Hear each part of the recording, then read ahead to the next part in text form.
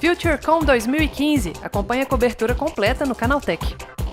Internet das Coisas é tema quente aqui na Futurecom. Cada vez mais objetos estão conectados à internet e cabe às telecoms prover estrutura suficiente para poder controlar todos esses dados. Ao meu lado está o Craig Wigington, ele é líder global da Deloitte para os Estados Unidos e Américas no setor de telecomunicações. Vamos conversar um pouquinho a respeito disso agora.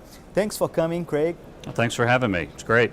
So first of all, let's talk about how Deloitte foresee this future related to Internet of Things. We see like broad numbers and different numbers if we take different companies as well, but how Deloitte sees that?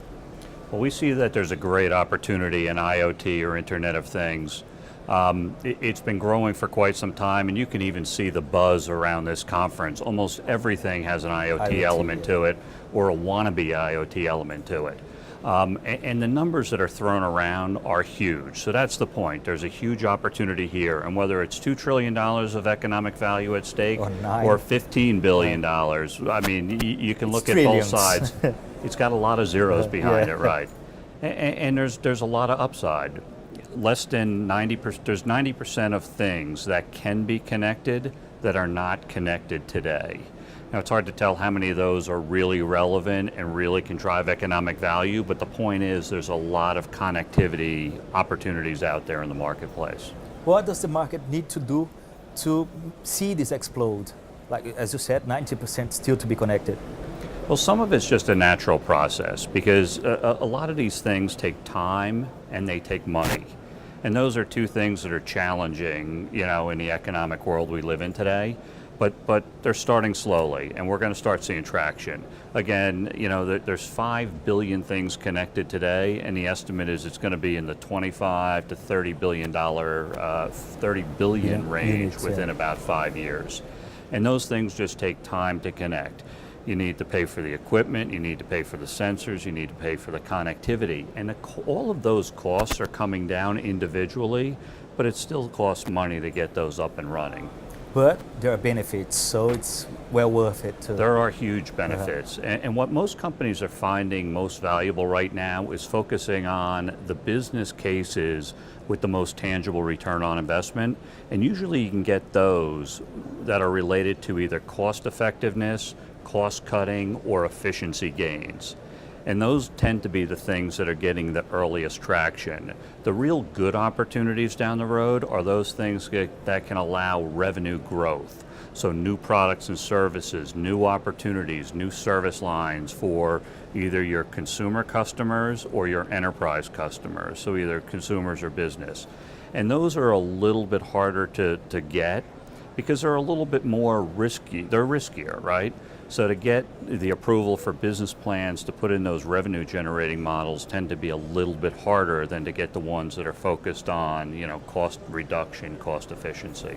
And we also can expect some transformations in every single industry, as long as you can see, because it's gonna change the way people work, right? Absolutely, The absolutely. way people live. Well, I can't think of one industry that is not going to be impacted by IoT. And there are some that are going to be more impacted than others. And some of the easy ones are manufacturing. And again, manufacturing gets back to my point before on effectiveness and efficiency with the manufacturing process. So that's an easy one.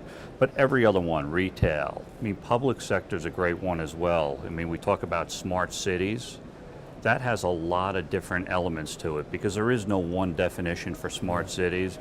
You know, is it traffic flow? Is it parking? Is it meters? Is it transportation? You know, it could really be all of the above.